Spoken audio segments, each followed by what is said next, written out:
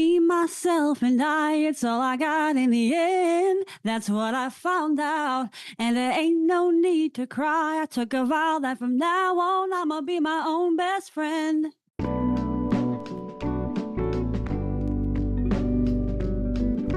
Welcome to the Unlock Lab. I'm your host, Tosca DiMatteo, and that's right, we're going to talk today about how to be your own best friend. Before I get into that, let me share a little bit more about myself. I live in Brooklyn, New York, and I own the company Tosca Coaching and Consulting, and I do transformation work, whether it's culture transformation for organizations or transformation for your own leadership and career goals. I'm the chick that's going to help you get to the next level.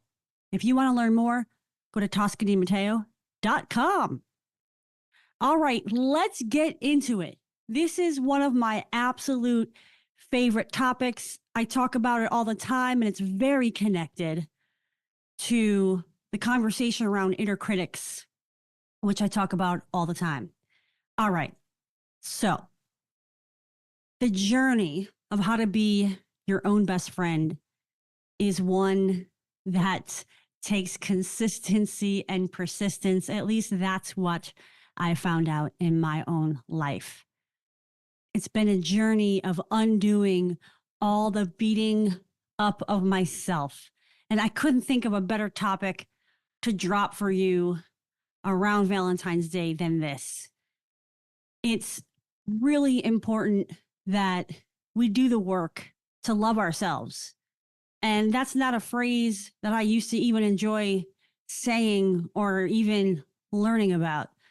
But the reality is that whether you're looking to feel better about this challenging time of year, or you're looking to be a better leader in your organization, or even a better entrepreneur if you're running your own business, to me, the biggest unlock for transformation is about truly learning how to be your own best friend and loving every single part of yourself, the parts that you may feel shame about, the parts that you've been told are no good, and just owning all of it.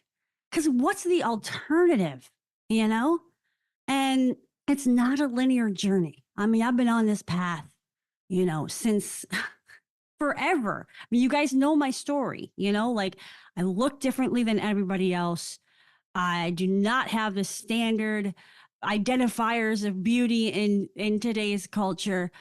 And it's really hard to love yourself in light of these headwinds. So this journey of self-acceptance and self-love is so important, because what happens is if we don't love ourselves first and foremost, it will impact everything about how we treat other people and how we love on other people. This work is transformative. The very simple thing that I can say for tips on how to do this is to treat yourself well, to treat yourself as you want or would want your best friend to treat you. And it may sound cliche, y'all, but buy yourself flowers. I used to wait for somebody to buy me flowers until I realized I can buy them my damn self. And they bring me a lot of joy. And I realized, you know what? I can give this to myself. I can celebrate myself. I can honor what lights me up. And that's just one simple thing that you can do to build the practice of loving yourself. On this journey of being an entrepreneur, I have to really put this stuff into practice, because I can really be hard on myself around this trajectory and the process of building a business. And so I often have to be my own best friend by giving myself a break, by honoring that it is hard and that I'm doing everything that I can. And that's kind of rewiring the things that I say to myself. That's kind of stopping in the tracks, those inner critic thoughts that come up that say, you're not doing it right. You're not doing enough. You're not worthy of love, all those things. And we have to start to rewrite that. And one of the ways that we can do that is to start talking to ourselves in ways that we want others to talk to us. And that is just a consistent practice that day in and day out, we have to do for ourselves. So start a practice, whatever that might look like for you. And if it's hard to like say it in your head, write it down, sing a song to yourself that makes you feel good, that honors yourself and your journey. There's a lot of tricks. There's a lot of tools in the toolbox you can use. So play around with what works for you to start talking to yourself in a way that uplifts you rather than brings you down. You know, the other piece of this work is not just to treat yourself like your own best friend, but to honor that there may be people in your life that don't deserve to receive your energy. And doing that weeding process is about how you can be your own best friend. It's about honoring what's not for you anymore because you are about elevating. So if you've got friends that are dragging you down, if you've got friends that are jealous, if you're in environments that are less than supportive, I'm going to need you to think about what your exit plan is, what your boundary plan is. And yes, that includes work environments. You know, there's a lot that we can do on ourselves that will actually change the environments we're in. That's why I do this work, because when you can be your own best friend, you can show up differently in your workplace. And also, there may be some environments that really are not intended for you to stay there long term. You know, it's kind of like relationships. They're kind of there for like a reason, a season, or a lifetime. If you've ever seen that beautiful quote, the same thing for jobs and work environments. It may not be a place that makes sense for you to stay. If it's dragging you down, if it's toxic, if you've done everything that you can to do the work on yourself, then consider what changes need to happen there. The big piece of this work is really around building awareness of all the ways that you are being anything less than a best friend to yourself. I remember when I first did my first video and I put it up on LinkedIn around the work that I'm doing now, I was watching it over and over and over again. And over the course of a couple of days, I realized I was just super emotional and I didn't know why. And I had to really stop. In fact, I had to get on a call with my coach because I didn't know where this emotion was coming from. And what I realized is I was beating myself up over what I saw on the video. I wasn't looking at it to like truly critique and look for my own feedback. I wasn't looking at it to celebrate myself and say, ooh, I did it. I was being hypercritical of myself. And so I had to discover, you know, through my own awareness of what I was doing to myself. So that's something for you to think about is at the end of each day, ask yourself, where was I my best friend? Where was I my own worst enemy? And then start to evaluate, what can I do differently?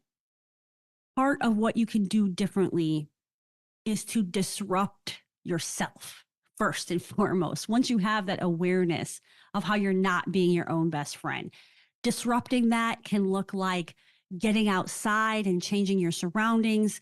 It can look like spending time with an animal or a pet, getting some self-soothing. I don't know, grab your stuffed animal, whatever you got. You can move your body. You can dance to a song, listen to your favorite music that reminds you of who you are, and give yourself, like I said, a different thought on repeat that actually serves you. These are all very tactical ways that we can start to disrupt the stories that we're telling ourselves where we're beating ourselves up. So especially around, you know, we got this like whole Valentine's Day situation that can be really triggering for people. It makes you think about what you don't have. So I really want you to be in that practice of disrupting yourself and saying, what can I do differently? Because I don't want to fall in that same trap that I've been in. We often spend a lot of time focused on what we don't want, what we're unhappy about, what upsets us. The way that we can get out of these weeds and out of this despair is to give space to what we do want and what we're calling in for ourselves. So whether that looks like journaling, writing an essay, whether that looks like creating a vision board, or just giving yourself time to meditate and visualize your future self. These are all ways that we can be our own best friend and say, hey, I'm moving towards what I do want in this moment. And this current moment will also pass and it won't be this way forever. Sometimes we get in that trap of beating ourselves up for the past decisions we've made and past experiences. And so a big part of this practice of how to be your own best friend is to also deeply forgive yourself. You've always been doing the best that you can with what you have. So to be your own best friend is to let go of those things that you're beating yourself up for. There's all kinds of forgiveness practices. I talk about the Ho'oponopono forgiveness prayer.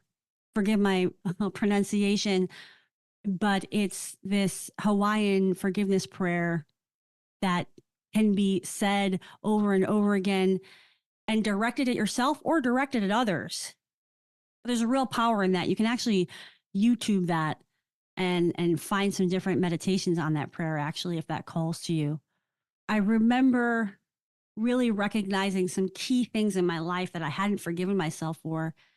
And every time that I, kind of run up against those moments, I really have to take the time to say, what is it that I regret? What is it I need to forgive myself for so that I can move on and take the lesson from it? Because that's another way that we can be our own best friend, is rather than beating ourselves up for things that didn't work out, is to say, what did I learn? And therefore, what am I not going to repeat in my life? And that's that forward looking mentality. Being your own best friend also means tapping into your support team. And this can take on a number of different forms. It's like, we don't have to suffer by ourselves. When we're really struggling, yeah, sometimes we got to sit with our feelings. We got to understand what's going on. We have to dissect. There's great power in doing that work internally and with yourself. And I think there's even greater power in engaging with others and saying, I'm struggling. It's like, hey, I've got this triggering date coming up. Maybe it's February 14th. Maybe it's another, kind of milestone day that's in your life. And maybe you want to be surrounded by some love and some comfort. So ask those people. It's really, really powerful work to be in community and giving yourself support. Maybe it's, hey, you realize I need some therapy and so I can really heal and move through something. Or maybe it's like, I need a coach because I need to figure out how to move forward. Oftentimes when I work with folks, they may currently be in therapy or they realize that they need to also receive some therapy support because there's things in their past they haven't fully resolved. And getting that kind of support is, that is the definition of being your own best friend, of really saying, like, I want to stop these patterns and I want to move through them versus around them. And because that's what healing is, it's moving through the difficult feelings and emotions and experiences and seeing them in a new way and understanding them in a new way so that you can be the best version of yourself. Being our own best friend is also about being in gratitude for what is. Again, we can beat ourselves up for our circumstances, our situations, and things outside of our control. That's a whole nother situation, right? This topic of like, we're not in control. We are in control of finding gratitude.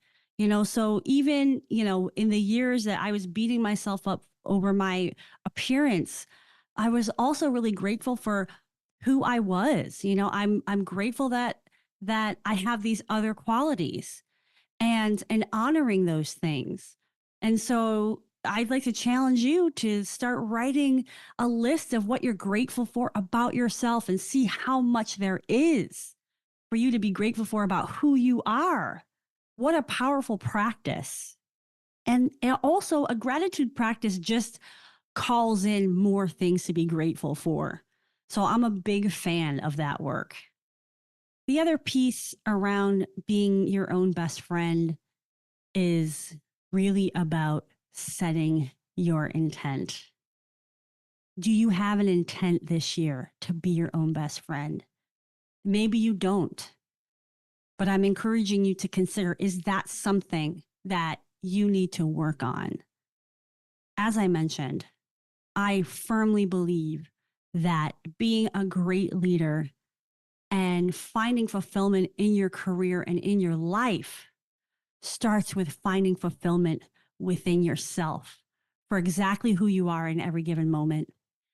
Because then you can be not only in non-judgment of yourself and of your past, but it enables you to have and hold more space for other people and where they're at. And there is no greater gift than being able to hold space for other people's potential and what other people are going through. So being your own best friend is quite a ripple effect for the world. And that's why this work is so stinking powerful. I hope that this conversation is helping you to rethink a little bit about how you're treating yourself and to consider what would support you in being your own best friend. You deserve it. You're worthy of your own love. You're worthy of other people seeing exactly how beautiful you are inside and out. And I want that for you because it will change your life when you start to make decisions that are in alignment with being your own best friend. If you have any questions, comments, ahas about this topic, please, I would love to hear from you. You can reach out and find my information at coachtosca.com/contact. All the ways you can reach out to me. But I'm so thrilled and grateful that you've taken the time to listen to this podcast episode. I really, truly hope that you feel it to heart and start to change that relationship with yourself because you're freaking awesome. And you have so much to give to the world, and you're here for a reason right now in this moment. Believe that. All right. Thanks for coming to the lab. I'll see you next time. Ciao for now.